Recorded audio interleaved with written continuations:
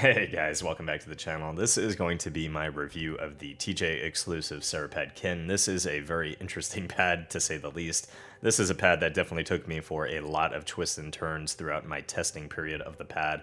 Whether or not I liked the pad, whether or not I hated the pad, whether or not I thought the pad was kind of in the middle. But I do think overall I have my final impressions of the pad, my final thoughts, and there are some very interesting things that I noticed from the beginning of my testing to the end of my testing. Let's check it out. This size is the Iridium, which is 505 by 405 millimeters. It is a ceramic surface with a glass core, and the rubber stoppers on the back stay nice and tight on your desk. Getting into the main differences between the original Cerapad and the Cerapad Kin, aesthetically speaking, the finish on the Cerapad Kin is definitely a whole lot nicer. It doesn't appear to have that sandiness and that grit underneath the actual coating of the pad itself. And this new grayish, aqua-ish, more gray than aqua, color of the Cerapad Kin definitely looks absolutely phenomenal. The pad is less sticky than the Cerapad. It is less sticky, in my opinion, than a Skypad 3.0, so they did a great job with the coating in regards to the accumulation of moisture or your arm sticking to the pad with a little bit of moisture or sweat. Comparing the speed of the Cerapad Kin to the Cerapad, the pad's main difference is going to be static friction as well as initial friction. It takes a little bit more to get the mouse moving, and with those slow, small, staticky type movements, the pad does feel a little bit more controlled, and out of the box, it does feel very muddy, very tuggy. Over time, with 20 hours of use, or over 20 hours of use now on the Cerapad Kin, the pad actually does quicken up and you feel less of this side-to-side tug, which I felt originally out of the box. Originally, I absolutely hated the feeling, I hated the pad, but over time, with it quickening up, I actually now love the pad, and I'm even thinking about maining the pad. But comparing it again to the original, you are going to have a lot less initial friction, less static friction, so those side-to-side horizontal fast-tracking movements are going to feel a little bit more opened up and a little bit faster on the original Cerapad. Dynamic movements as well feel a little bit faster on the original Cerapad, but they get a little bit closer on the Cerapad Kin when you are just applying force behind your mouse. You're moving the mouse with very quick dynamic movements. It is going to feel similar to the original Cerapad, but again, it does get a heckload lot of control for those tack shooters if you're into that. And if you are somebody who needs a little bit more hand control with fast horizontal tracking, I do think that the pad provides that over the original. And guys, throughout this segment, I will throw up gameplay clips to my left. You guys can see some clips from the stream of me trying different mice, different skate combinations on the particular pad. But something that you do have to keep in mind is that your experience on the Cerapad Kin is going to be very dependent on what skates you are using. It is a very dynamic pad in the sense that it can go from being very balanced to being muddy and controlly to being a faster pad depending on your combination again. Glass skates on the Cerapad Kin on the Pulsar V2 make it feel a lot faster, something more akin to your typical hard pad like the Skypad 3.0 or the original Cerapad. But interestingly enough, you do still get a little bit higher initial friction than what you get on those pads.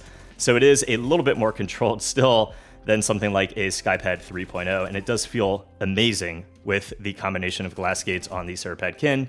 I don't see any scratches on my skates, and I don't see any scratches on the pad itself, so it does seem to be holding up very well. It does seem to be a viable combination, and I love it. In terms of when I originally got this pad and I started testing it, I was using the default skates on the Fanatic Bolt, which felt so muddy and so tuggy at first that it was, for me, unplayable.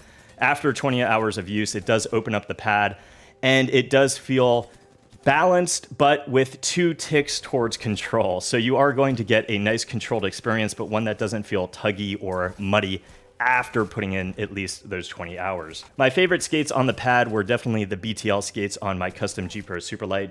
It feels so balanced with a tick towards speed. And it's an experience that is, for me, something like the Lethal Pro Saturn. I do think it is a very nice combination of control and speed, nothing that feels too fast, nothing that feels too slow, and you don't really get a heckload of tugginess or muddiness feeling. So, awesome experience with the BTL skates. And like the G Pro Superlight, the 303 does have larger skates. I do have Corepad Air on my 303, and it does feel, again, more balanced than control. I don't feel muddiness or tugginess, but you do have a lot of control on that side-to-side horizontal tracking, a lot of control on that initial friction, and those slow staticky movements. So your crosshair placement is going to feel great in games like tack shooters over your typical standard glass hard pad. The Esports Tiger Ice Skates, for some reason to me, feel a little bit too controlled on the pad. They don't feel as opened up, and it could just be a size issue of these skates compared to something bigger like the G Pro Superlight skates, but they feel a little bit more controlled. You feel a little bit more of that tug on that side-to-side horizontal tracking. So I do prefer, again, the BTL skates, large BTL skates, and those Pulsar Super Glides on the TJ Exclusive Cerapad Kin, two experiences that for me could make the pad main potential, and will have this pad on my desk for the indefinite future. And now comes the hardest part of the video review, whether or not I recommend the pad and my final thoughts. One, I think the pad is extremely nice looking on my desk. Aesthetically speaking, there is nothing displeasing about this pad in any way, shape, or form. And I do think that the pad is very durable. Again, glass skates on the pad for a number of hours, and I don't see any scratches or any signs of wear or anything that would kind of concern me or caution me into continuing to use glass skates. Secondly, I do think that the speed of the pad is something that a lot of you, when taking this out of the box, are going to be like, I don't know if I like this, right? It's either going to be a love it or hate it experience, and that is going to be the kind of hitting point that is going to be very hard in recommending the pad. But one thing I can say is that the pad, again, opens up beautifully around 20 hours of use, and I no longer find that horizontal tug that I originally had when I took this out of the box for the first time. So I do think that the pad does get a little bit faster when you get a little bit of wear on the surface, and I do love the speed that I am left with after that time period of use. I think it is an absolutely beautifully balanced pad, one that feels a little bit more controlled, less sticky, less issues with moisture accumulation than something like a SkyPad 3.0, and certainly something like the original Cerapad.